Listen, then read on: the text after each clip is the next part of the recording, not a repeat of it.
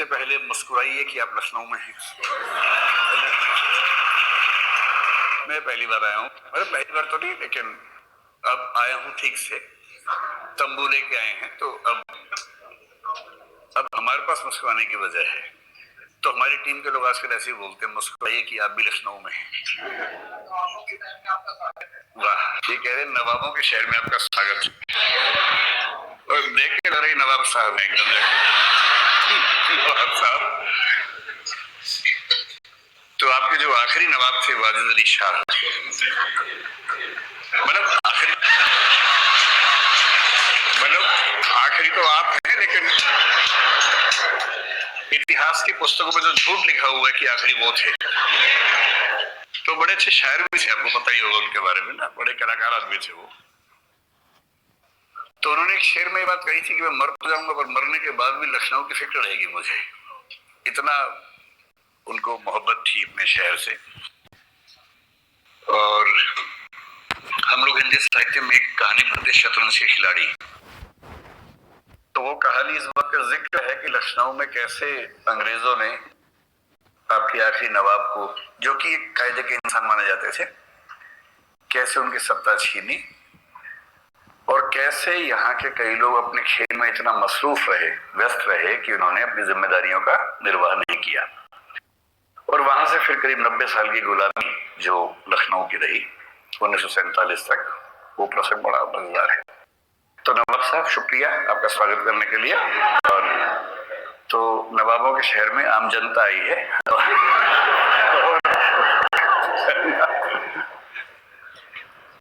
चलिए, तो देखिए, वर्कशॉप जब मैं लेता हूँ, ओरिएंटेशन क्लास, वो तो बहुत लंबी होती है, 5 घंटे, 6 घंटे, 7 घंटे की।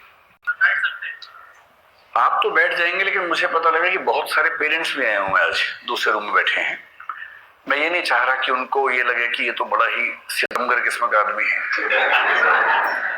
कसाई किस्म का आदमी है, हमारे बच्चों की जान ले लेगा। तो जनरली मैं ऐसा करता हूँ कि जब भी हम किसी नई शाखा में पहली क्लास रखते हैं, उस दिन एक जनरल इंट्रोडक्शन रखते हैं, 2, 3, साढ़े 3 घंटे का। और फिर मैं, जब बैचेस बनते हैं तो मैं बीच में आता रहता हूँ, और इस बीच में जो बैच बनते हैं उन सबकी क्लास लेता हूँ इकट्ठा करके। वो 6-7 घंटे की क्लास होती है, जो बहुत माइन्यूट चीजें होती हैं, बहुत बारीक चीजें। उतनी बारीक चीजें शायद अभी आपको जरूरत भी नहीं है, जब आप तैयारी शुरू करेंगे। वो मैं आमतौर पर बैचेस के 1-2 महीने के बाद ही लेता हूँ, थोड़ा सा एक बैकग्राउंड बच्चों को होने के बाद। तो आज जनरल बातचीत करेंगे इस एग्जाम के बारे में, जीवन के बारे में, थोड़ा सा हम लखनऊ क्यों आए, आने में इतनी देर क्यों हुई।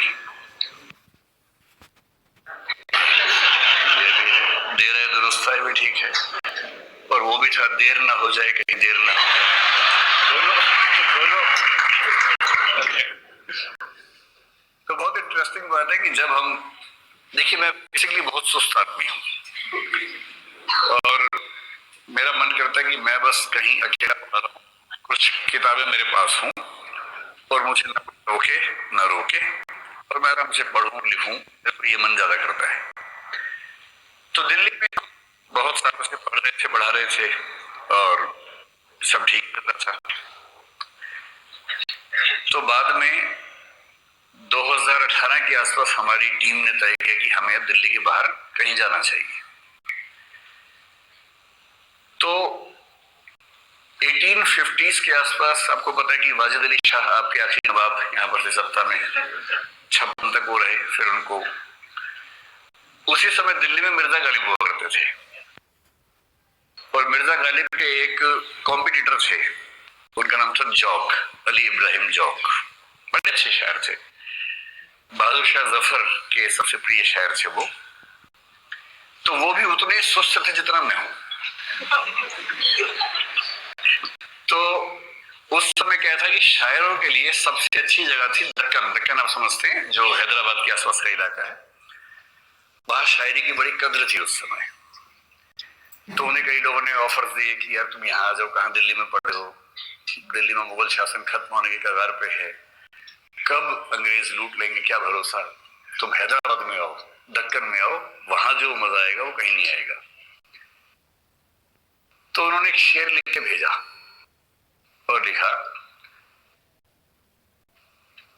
यूं तो गरचे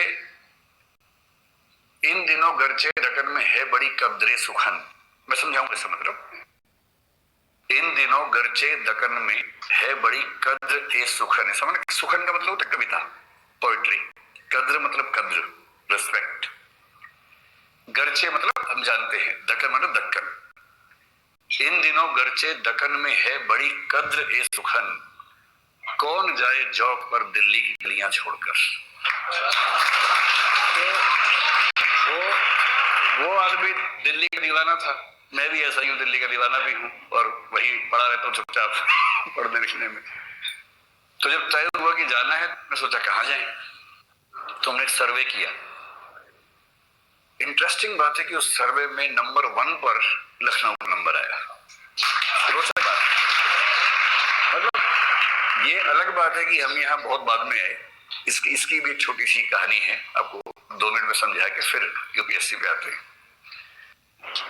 तो हमारी एक टीम जो ये सब काम करती है, उस शहर में जाके वो बिल्डिंग देखना, तैयार करना, क्लासरूम बनाना, लाइब्रेरी बनाना, वो सब चेक करना।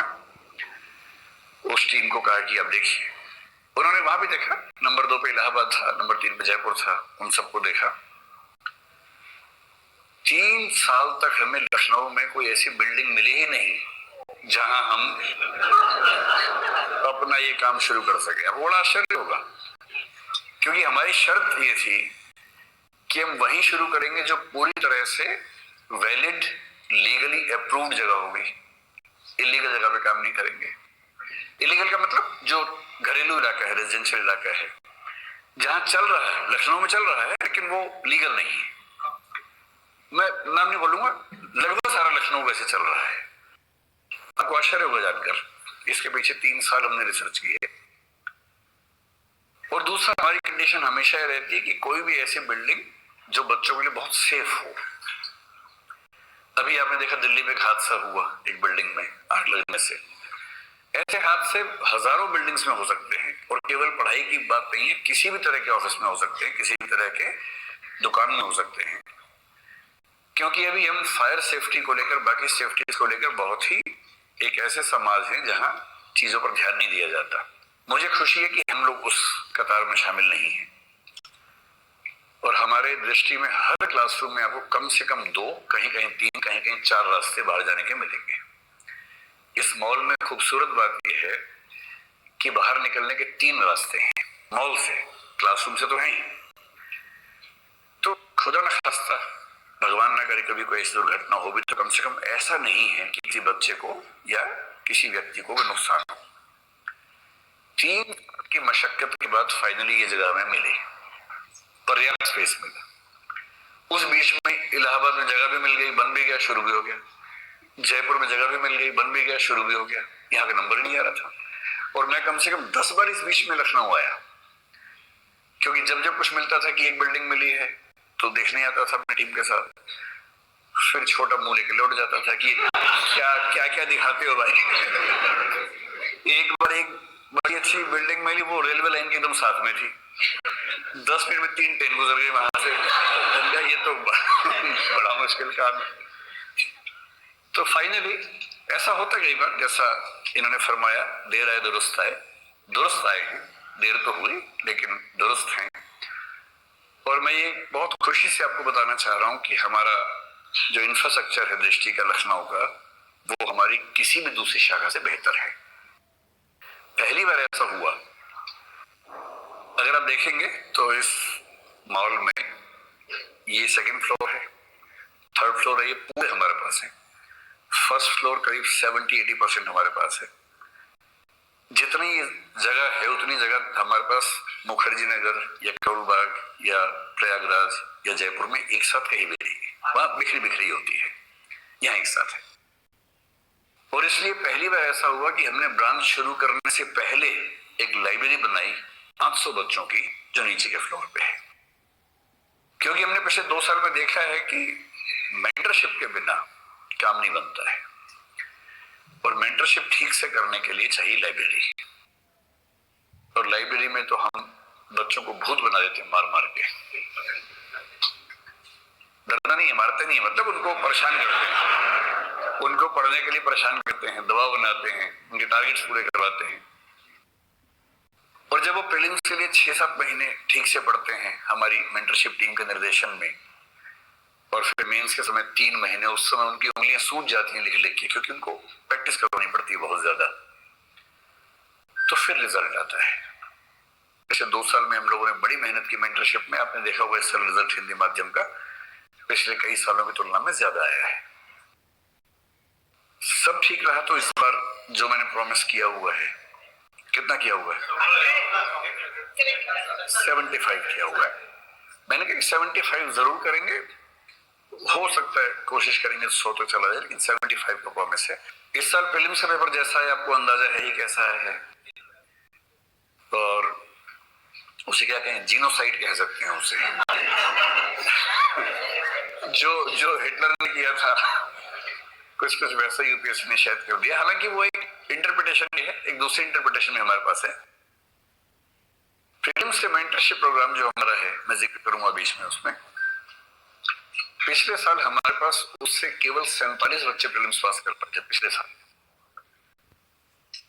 और इस साल प्रीलिम्स के मेंटरशिप प्रोग्राम से 175 बच्चों ने सिलेक्शन लिया है प्रीलिम्स में, और अब वो सब मेंस दे रहे हैं। ये जरूर है कि इस बार ये हुआ कि जिन लोगों ने पहले मेंस दिया हुआ है, सिलेक्शन भी हुआ है, उनमें से बहुत लोगों का प्रीलिम्स नहीं हो पाया। लेकिन फ्रेशर्स में से कई बच्चों ने पहली बार में ही प्रीलिम्स निकाला है और वो मेंस की तैयारी कर रहे हैं। इस बार कंपटीशन बहुत कम है मेंस में, क्योंकि बहुत बड़े बड़े धाकड़ किस्म के लोग जो थे, धाकड़ समझते हैं आप लोग, है ना, जो बहुत मजबूत किस्म के अच्छी तैयारी वाले लोग हैं, उनमें से अधिकांश लोग, अधिकांश नहीं तो कम से कम शायद आधे लोगों का प्रीलिम्स नहीं हुआ।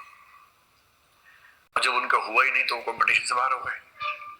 और जो नई पौध एक है तैयारी कर रही है, वो सब पहली बार में ही प्रीलिम्स पास कर गए। अब कंपटीशन मेंस का ज्यादातर उन लोगों में है जिनको मेंस का अनुभव नहीं है, तो मेहनत कर रहे हैं इसमें बहुत ज्यादा। तो मैं उनसे कुछ दिन पहले कह के आया हूं कि इस बार तो जिसने बस ठीक से लिख दिया सिलेक्शन पक्का है। तो कोशिश हमारी वही है जो मैंने इस बार आपसे कहा, और उसकी बड़ी भूमिका है मेंटरशिप और वहां की मेंटरशिप लाइब्रेरी की।